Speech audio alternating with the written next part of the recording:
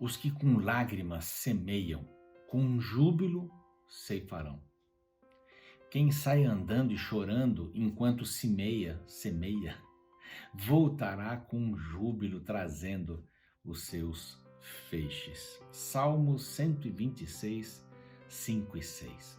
Este salmo fala muito ao meu coração, todo ele, especialmente os primeiros versos que são parecidos com a minha experiência com minha esposa e outros colegas, amigos que servíamos na África como missionários e fomos sequestrados. E quando a gente saiu do sequestro, do cativeiro, da prisão, então a gente era como os que sonhavam, né? Sonhavam, isso diz o começo desse lindo salmo, né? Então, os que com lágrimas semeiam, com júbilo ceifarão. Cada lágrima que você derrama está registrada no livro do Senhor. E alegria vai vir, alegria eterna. Você não vai ter nem como contar. Vai ser uma experiência maravilhosa quando Jesus voltar. E aqui também. Esse texto aqui no meu livrinho foi escolhido pela Solange Ambrosio, ela não diz de onde é. Um abraço para ela. Está lá no YouTube. São nossos colegas, irmãos da nossa grande igreja do YouTube. Mais de 270 mil, nem sei quanto estamos lá. Toda hora vem gente nova. Um abraço para o Raimundo Alexandre, que está lá também, de Barcarena, Pará.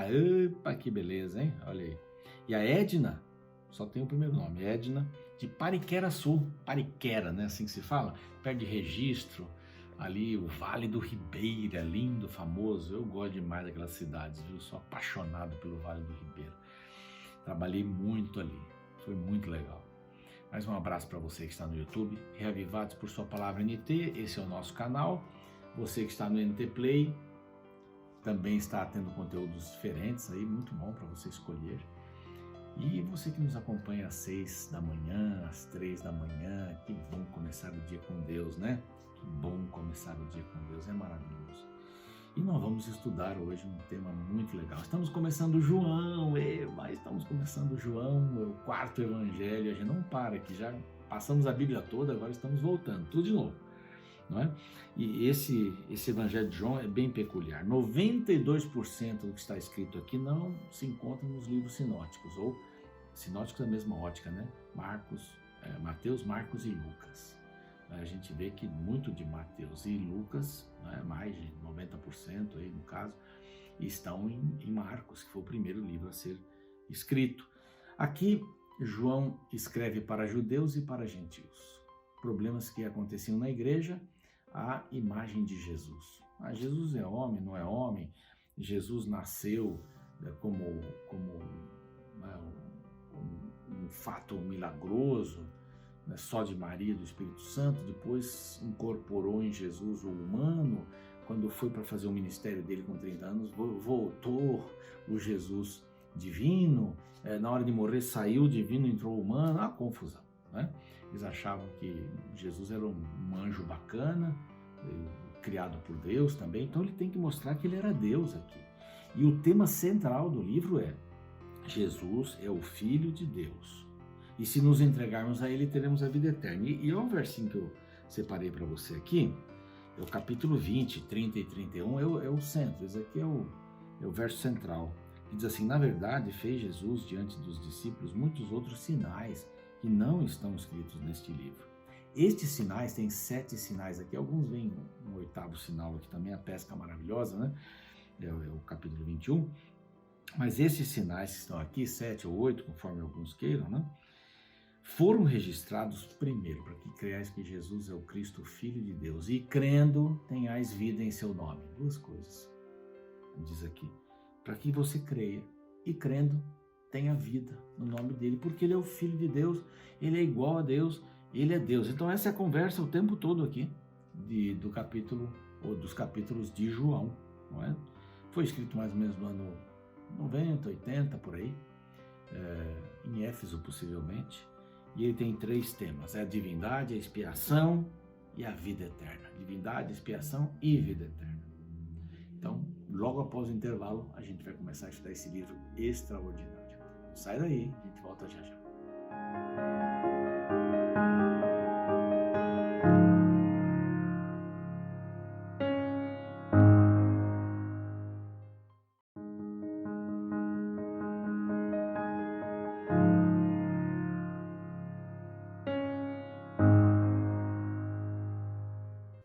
bem, já estamos de volta com o seu programa Reavivados por Sua Palavra, aqui da TV Novo Tempo.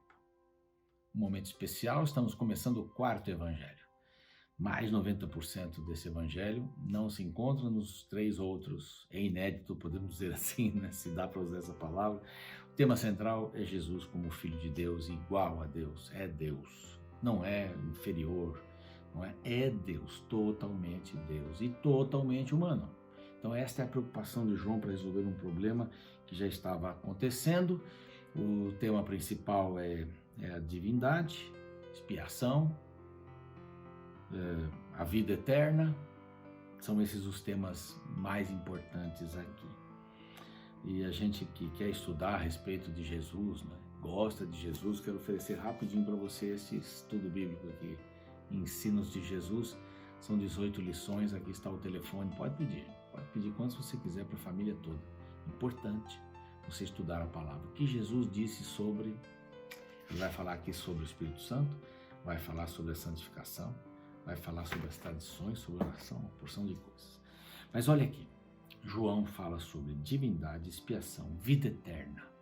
E há alguns que conseguem enxergar aqui nos capítulos de João o que acontecia no santuário terrestre. Então colocam lá o capítulo 1, 28 e 36, é o altar de holocausto. Você pode ver direitinho aí. A pia de cobre, capítulo 3. A mesa de pão, capítulo 4 a 6. Ele diz que é o pão, né? Depois o castiçal de ouro, né? Quando ele fala que é a luz do mundo, 8 e 9, capítulos 8 e 9. O altar de incenso, 16 ou 14 a 16. A arca da aliança, a oração, né? Capítulo 17. E a propiciação, capítulos 18 e 19. Alguns enxergam estes itens do santuário aqui, João estava pensando nisso, era a cabeça deles, né? A cabeça deles era voltada para esse santuário que foi substituído pela vida de Cristo. Então, é uma relação, alguns enxergam isso, né? Só estou trazendo que alguns enxergam isso. Essa relação do santuário, que era a pessoa de Cristo, tudo ali era Cristo, que era o Filho de Deus, que era Deus. Tudo que acontecia ali era a expiação que aconteceria, ou que seria confirmada com a morte de Cristo. A cruz fazia uma sombra e tudo isso ficava debaixo da sombra. Jesus veio, o véu do tempo rasgou, então as coisas são diferentes aí para frente. Deus está no controle, esse é o título que nós demos para o capítulo 1. Deus está no controle. Então, há vários elementos aqui que João apresenta, elementos que são indicadores de Jesus. O primeiro elemento, eu vou citar todos eles, depois a gente vai indo um por um. O primeiro elemento é o verbo. Jesus é o verbo. O segundo elemento é que ele é a luz. Então ele é o verbo, ele é a ação de Deus, né? Ele é a luz, isso daí a partir do verso 4 ao 13. Do 1 ao 3, então, o verbo. A partir do 15, então ele é filho do Deus vivo, apresenta aqui. A partir do 29, ele é o Cordeiro de Deus. A partir do 35, ele é o Messias. Ele é o Messias. A partir do 43, ele é o Rei de Israel.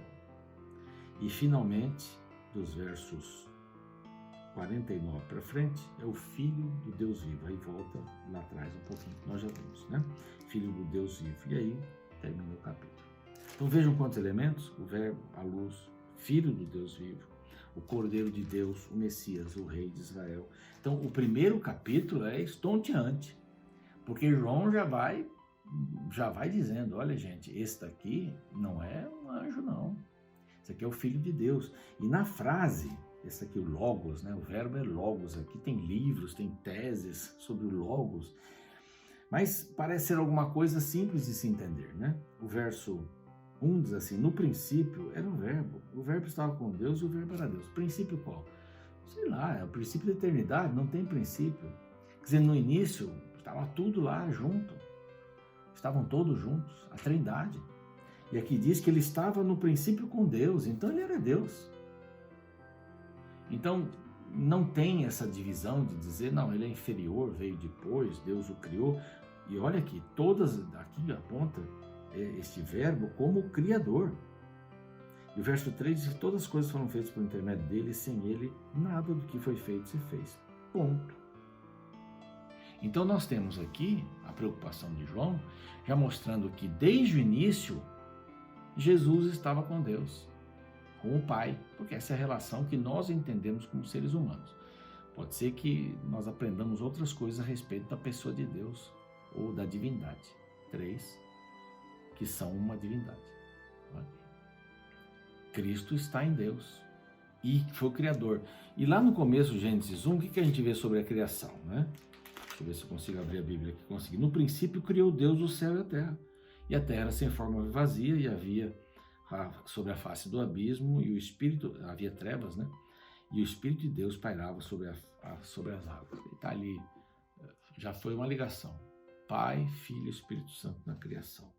Aí, João já introduz a questão da luz. Então fala de João, né? A vida estava nele, a vida era a luz dos homens. Quer dizer, quem tem Jesus tem luz. Então ele é a luz. Aí fala que houve um homem enviado por Deus, João Batista. Aqui é João Batista, aqui não é João o escritor, é João Batista.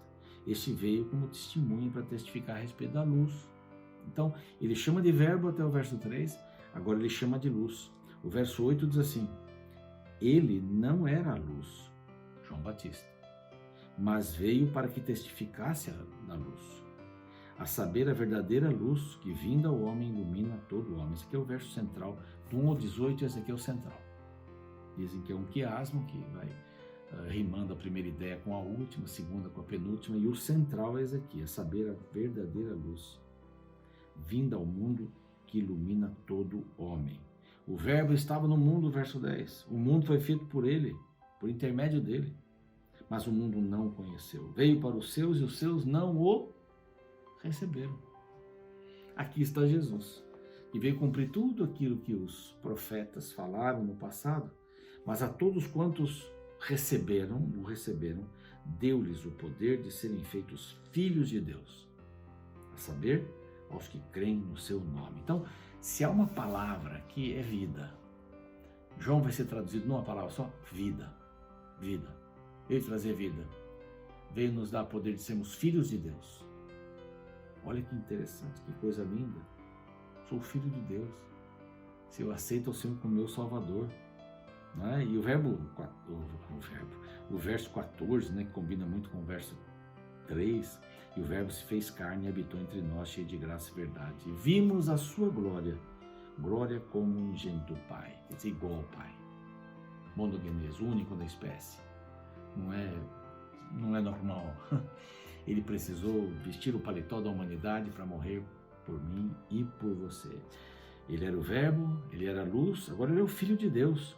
João testemunha a respeito dele e exclama: este é o de quem eu disse.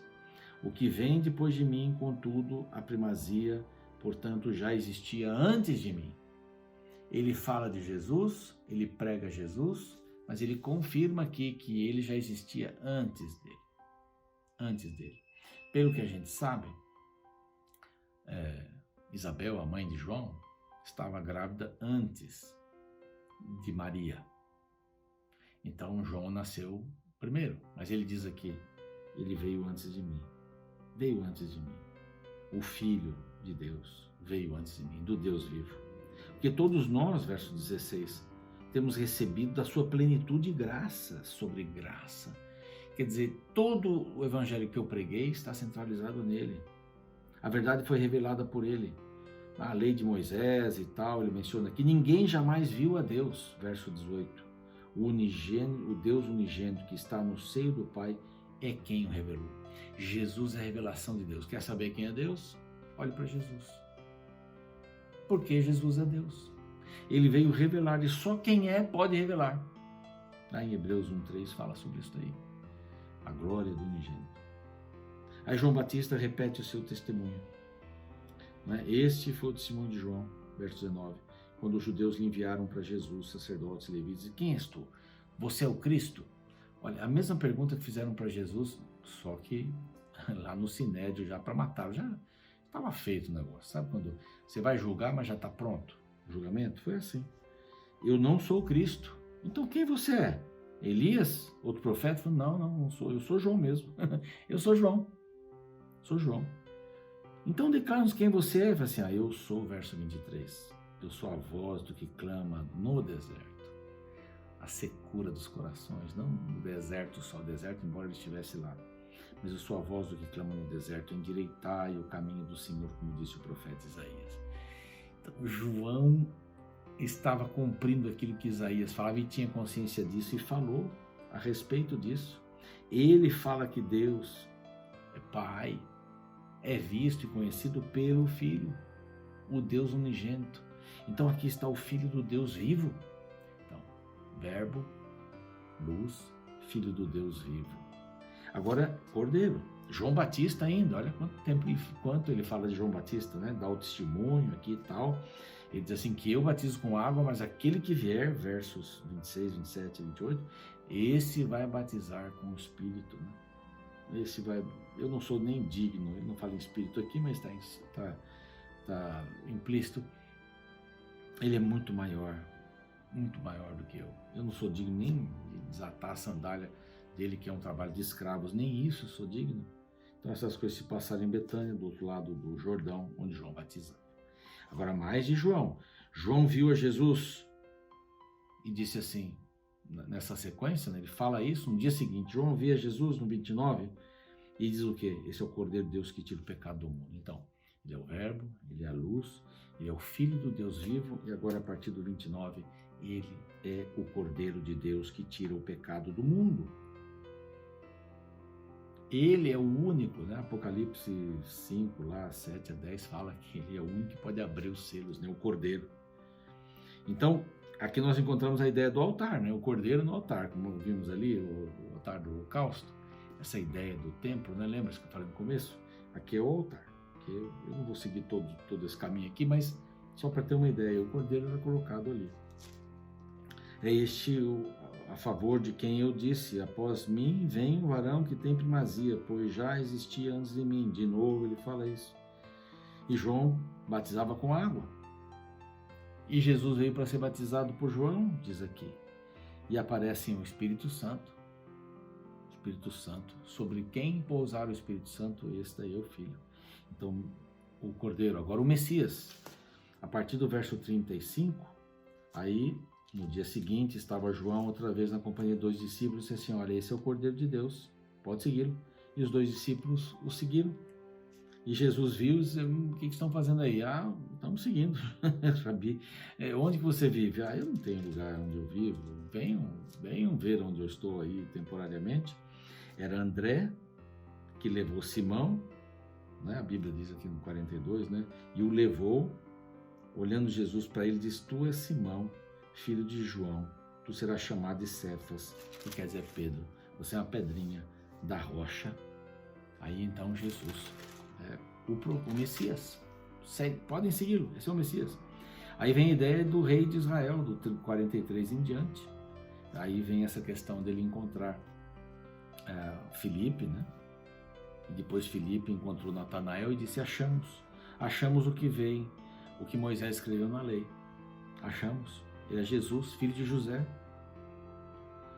De Nazaré pode ser alguma coisa boa, diz Natanael, diz assim, vem ver. E Natanael foi. E quando se encontrou com Jesus, Natanael disse assim, você é um verdadeiro israelita, em quem não há maldade. Verso 47. E de onde você me conhece? Jesus sabe. Antes de Filipe te conhecer, eu te vi debaixo da figueira. Figueira era um lugar de estudo, né? Queria dizer que a pessoa estava estudando a palavra e tal. Então exclamou Natanael, mestre, tu és o Filho de Deus. Meu Pai do céu. A partir do 49, então, ele é o Filho do Deus vivo. Tu és o Rei de Israel. Aí as duas coisas se misturam. Então ele foi visto por João, colocado como Verbo de Deus, foi o Criador, a luz, Filho do Deus vivo, Cordeiro de Deus, Messias, Rei de Israel e Filho do Deus vivo, para terminar. Essa é a ideia de João. Mostrar Jesus como Deus, verdadeiramente Deus. E ele está disposto a ser o verbo da sua vida, se você permitir que ele possa entrar no seu coração. Seja Jesus para as pessoas colocando o verbo no seu coração, o Cordeiro, a luz, Se você colocar a Cristo no coração, você vai ser uma pessoa brilhante, que vai brilhar com a sua luz. Ele é o Filho de Deus, Ele é o Cordeiro, Ele é o Rei de Israel. Vamos orar. Pai querido, te louvamos, enaltecemos o Teu nome, porque Jesus Cristo é o Senhor. Jesus Cristo é Deus, é o Verbo, é a luz, é o Deus verdadeiro, é o Cordeiro, é o Messias. Que o Senhor nos abençoe através da vida que Cristo nos dá e enfrentemos as lutas do dia a dia em nome de Cristo. Amém. Amém. Bom, já começamos João, agora você fica com o resumo e a ilustração do capítulo, a música, e a gente se vê amanhã num bonito capítulo 2. O Novo Testamento começa com 4 evangelhos. Cada um apresenta Jesus sob uma perspectiva. Você consegue perceber a diferença logo no início de cada livro quando os autores falam sobre a origem de Jesus. Mateus começa descrevendo Cristo a partir de Abraão. Marcos e Lucas começam falando de João Batista, quem preparou o caminho para o ministério de Cristo. Porém, João vai mais além. Ele fala da vida de Cristo antes de sua encarnação. Ele olha para a eternidade e apresenta o Divino Filho de Deus já existente nos mais longínquos tempos. No princípio era o Verbo, e o Verbo estava com Deus, e o Verbo era Deus. Ele estava no princípio com Deus. Todas as coisas foram feitas por intermédio dele, e sem ele, nada do que foi feito se fez. O mais incrível, porém, apresentado no Evangelho não é a grandeza de Cristo em relação à nossa existência, mas a disposição que ele teve em se diminuir para poder nos visitar. No versículo 14, João maravilhado declara: "E o Verbo se fez carne, e habitou entre nós, e vimos a sua glória, como a glória do unigênito do Pai, cheio de graça e de verdade." O verbo habitar no grego significa tabernacular. É uma referência ao antigo tabernáculo que Deus pediu que o povo construísse no Antigo Testamento para que o Criador morasse entre eles. Esse sempre foi o desejo de Deus. Já no Éden, ele descia todos os dias para conviver com o ser humano. E depois que o pecado for extinto, ele novamente construirá sua casa perto da nossa. E então, seremos vizinhos do Criador do Universo.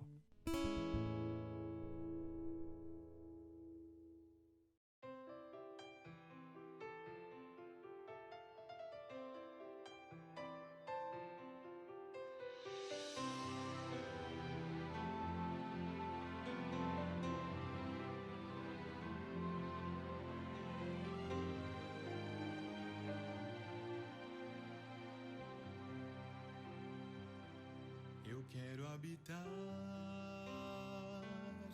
em tua morada, porque em tua morada o tempo não passa, a dor não existe ali e a paz é eterna. Eu quero habitar ali, porque ali tu estás. Eu quero habitar em tua morada, porque em tua morada o tempo não passa, a dor não existe e a paz é eterna. Eu quero habitar ali, porque ali tu estás. E onde tu estás, existe bondade, existe amor e salvação. Existe um sol, o sol da justiça. Existe a graça, existe o perdão.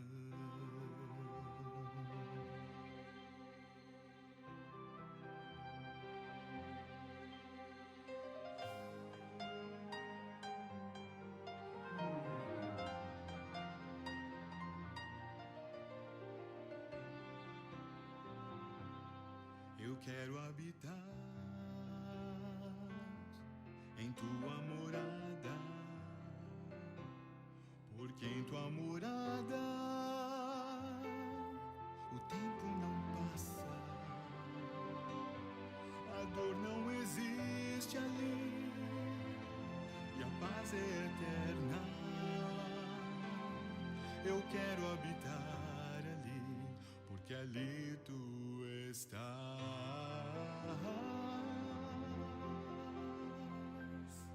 Eu quero habitar